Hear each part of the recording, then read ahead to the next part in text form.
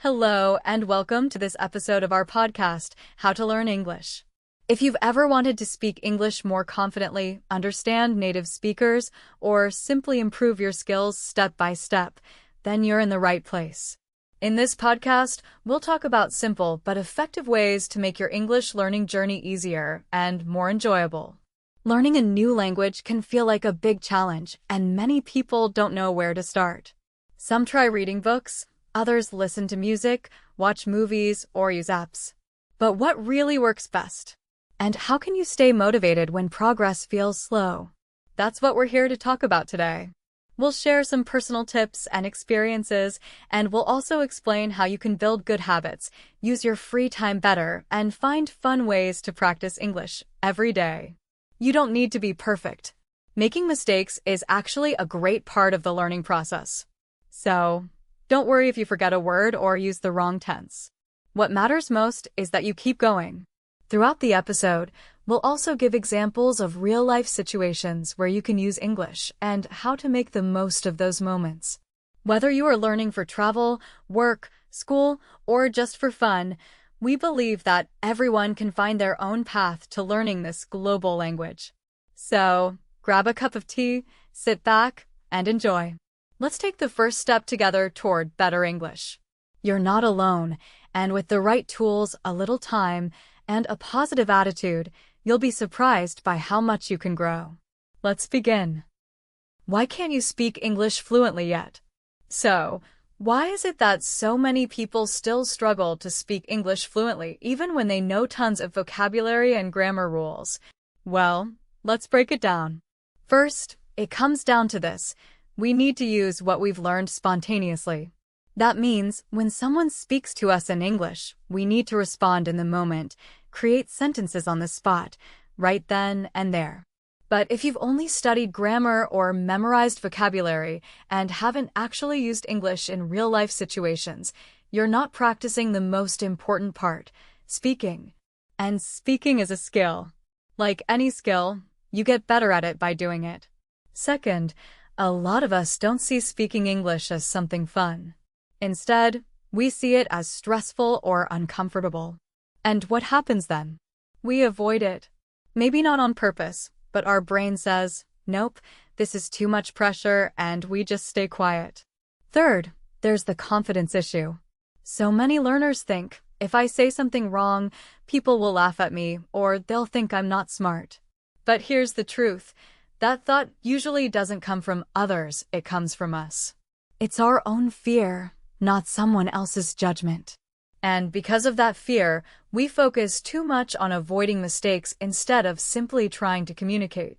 But the goal of speaking English isn't to be perfect, it's to connect. Use the words you know. Use your grammar, even if it's not perfect. Your job is to get your message across, just like you would in your native language. Now, here's another big misunderstanding. People think they need to know advanced vocabulary to speak English well. So in class, we often ask, what does this word mean? Or how do I say that in English?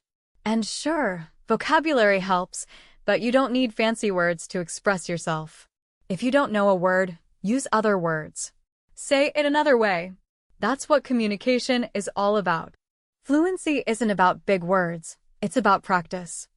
So, the more you speak, without fear, without overthinking, the better you'll get. Daily English. You might not think 15 minutes a day is enough to learn English. But guess what? Just 15 minutes, done consistently, can make a huge difference. See, the key isn't how long you study. It's how often you do it. When you practice every day, even for a short time, your brain starts to get used to the language. It becomes easier to remember new words, and grammar doesn't feel so confusing anymore. Because learning a language isn't about big leaps. It's about small, simple steps, repeated over time. Now here's something else. Practicing daily also helps you build confidence. A lot of learners feel nervous about speaking English. They're afraid of making mistakes, of sounding wrong. But the more you use the language, even if it's just for a few minutes a day, the more comfortable you get. You start to understand more. You begin to express yourself better. And that confidence? It keeps you motivated to keep going. The great thing is 15 minutes fits into almost any schedule. You don't need to block out an entire hour or sign up for a course. You can practice while having your coffee, on the bus, or right before bed. And that flexibility? It makes it way easier to stay consistent. Because when something feels simple, you're more likely to keep doing it. And here's one last thing. Short sessions can actually be more focused. Each day, you can choose to work on something different.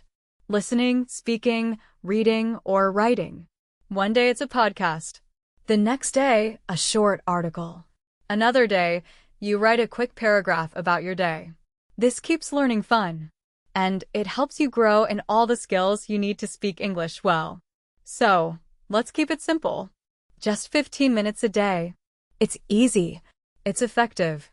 And if you stick with it, you'll be amazed at how far you can go. Think in English. Let's talk about something simple, but really powerful when you're learning English. Thinking in English. It might sound strange at first, but trust me, it's a game changer. When you train your brain to think in English, you don't have to constantly translate from your native language. And once you stop translating, something amazing happens. You start speaking faster with fewer mistakes. And that gives you confidence. Even when you're not speaking out loud, just building sentences in your mind, that's practice. And this kind of quiet, daily mental practice, it actually makes a big difference over time. No books, no apps, just your brain getting used to the rhythm of the language. And here's the thing. When you think in English, your fluency improves. If you're always thinking in your native language and then trying to translate, your words come out slow. They don't feel natural. But when your thoughts start in English, your speech flows much more smoothly. You speak faster. You feel more relaxed. And conversations become easier. Another benefit? You start to understand English expressions more naturally. Some phrases just don't translate well. But when you're thinking in English, you learn what these expressions really mean in context. That's how native speakers sound natural, and now you can too. Now, at first, thinking in English can feel a little awkward. And that's totally okay. You don't have to do it all at once. Start small. Try naming things around you in English. Like, I'm eating breakfast. The sky is blue. Little by little, your brain starts to feel more comfortable. Then you move on to short thoughts, full sentences, maybe even daydreams in English. And here's the best part. You don't need extra time. You don't need fancy tools. You just need to make this one small change in your routine. Before you know it, you'll be thinking and speaking more confidently than ever. So, if you haven't tried it yet, give it a shot. Start thinking in English and let your fluency grow from the inside out. Let's talk about something really important when learning English: active learning versus passive learning. What's the difference? Well, active learning means you're actually doing something with the language. Speaking, writing, practicing new words, getting involved. On the other hand, passive learning is when you just listen or read without much effort. Active learning is better because it helps you remember more and use English faster. Why? Because when you learn actively, your brain works harder. You don't just hear or see words, you try to understand and use them.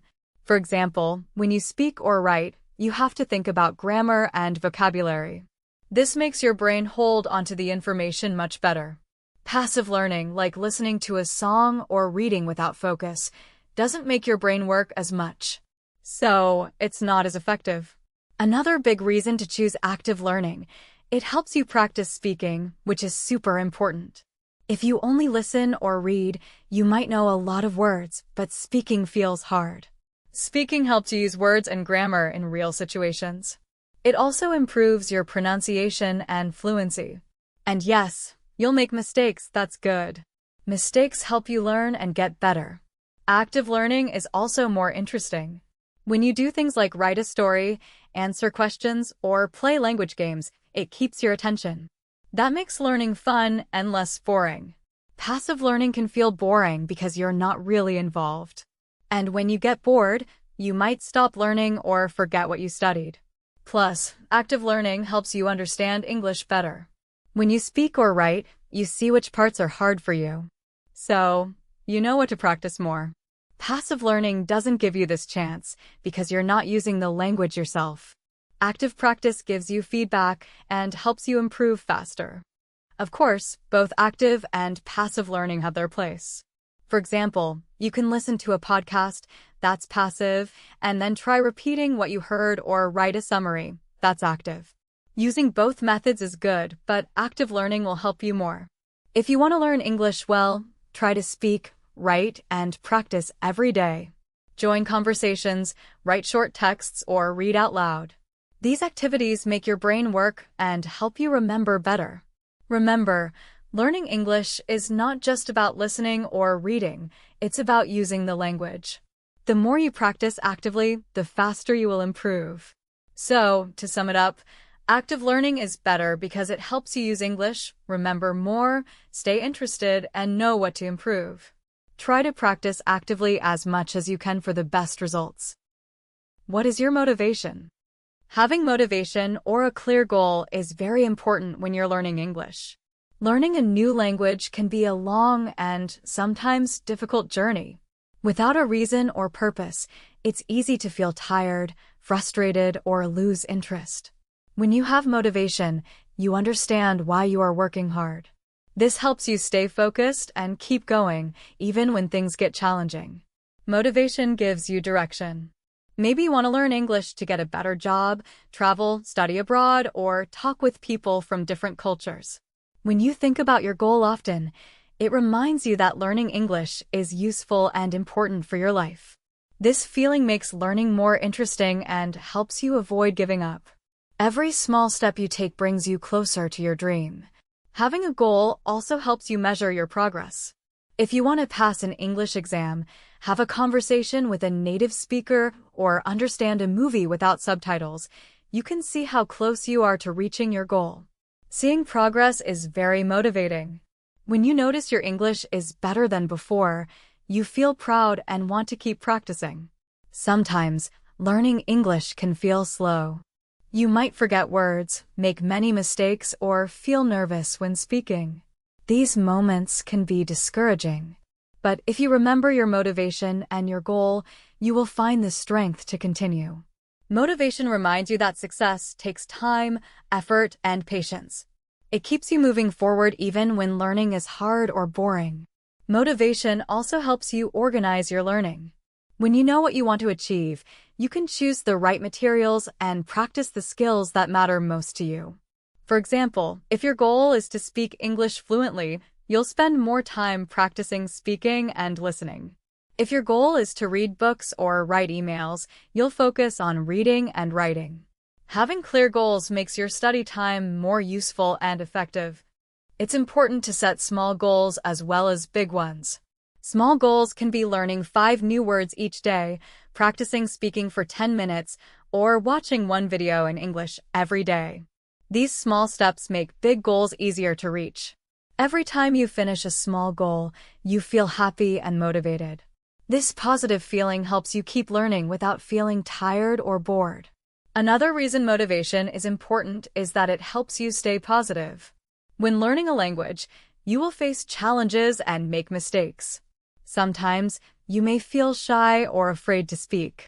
Motivation helps you remember that mistakes are normal and part of learning. It encourages you to keep trying and not be afraid of making errors. You can find motivation in many ways. Sometimes it comes from your dreams, like traveling or working abroad. Other times, it comes from people who support you, family, friends, or teachers. You can also find motivation in your own success by celebrating small victories and improvements.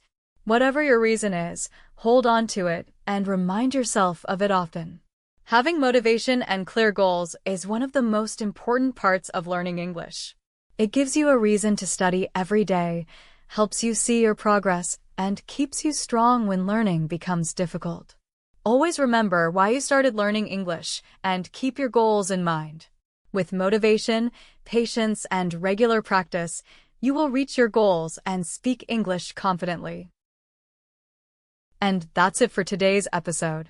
Thanks so much for listening, and I hope you found these tips helpful for your English journey.